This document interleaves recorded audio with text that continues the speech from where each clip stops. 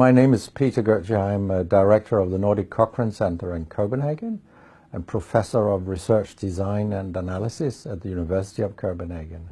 2 years ago, I found out that our prescription drugs are the third leading cause of death after heart disease and cancer. Our drugs kill around 200,000 people in America every year, and half of these people die while they do what their doctors told them. So they die because of the side effects. The other half die because of errors. And it's often the doctors that make the errors, because any drug may come with 20, 30 or 40 warnings, contraindications, precautions and so on. No doctor in the world knows about all this. So they give patients drugs that they should not have given them, that interact dangerously with other drugs or food items or so on. And then the patients die. That's the other half. So the other thing I found out 2 years ago was that much of what the drug industry does fulfills the criteria for organized crime in US law. And they behave in many ways like the mafia does.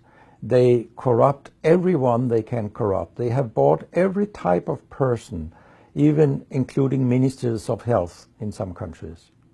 So there is a huge amount of corruption. In my country, for example, Denmark, we are regarded as having very little corruption.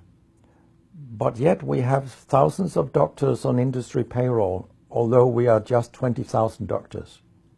So this is an effective kind of corruption. The drug industry buys the professors first, then chiefs of department, then other chief physicians and so on. They don't buy junior doctors. So when several thousands are on industry payroll, it's really, really bad.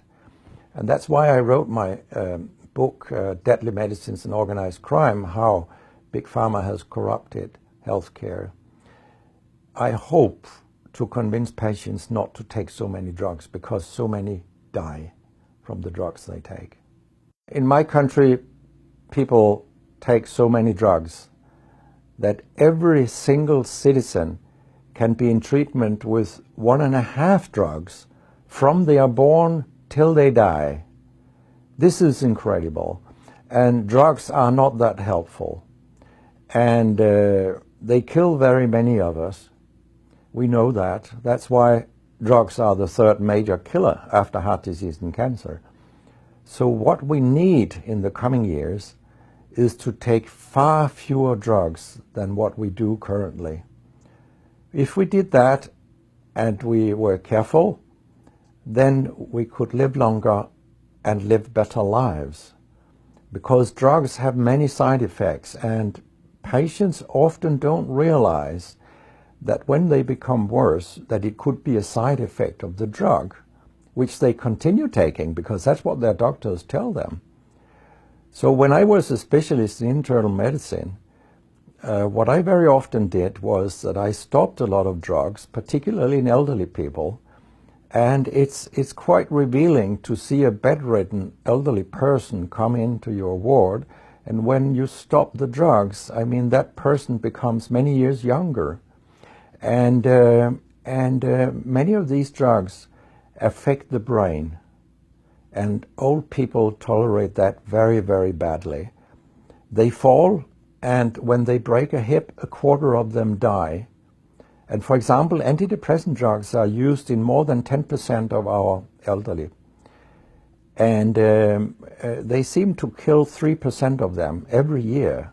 I mean, if 100 old people take an antidepressant for 1 year, 3% of them will die because they fall and break their hip. This is a huge death rate. So a lot of other drugs than antidepressants also make people fall and kill them.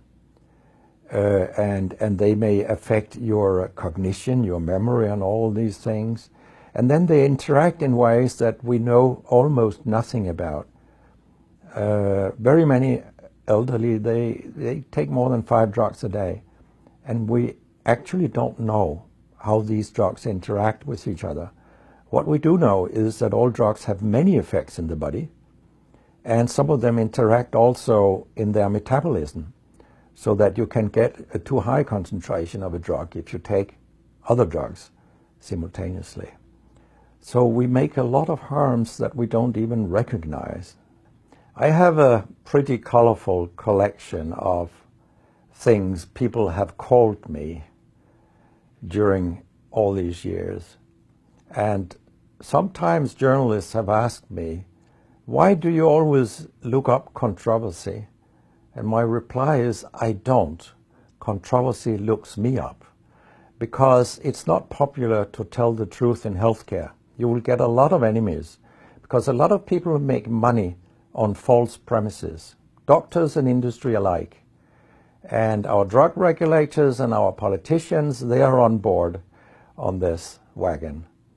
So very few people are independent of money in healthcare.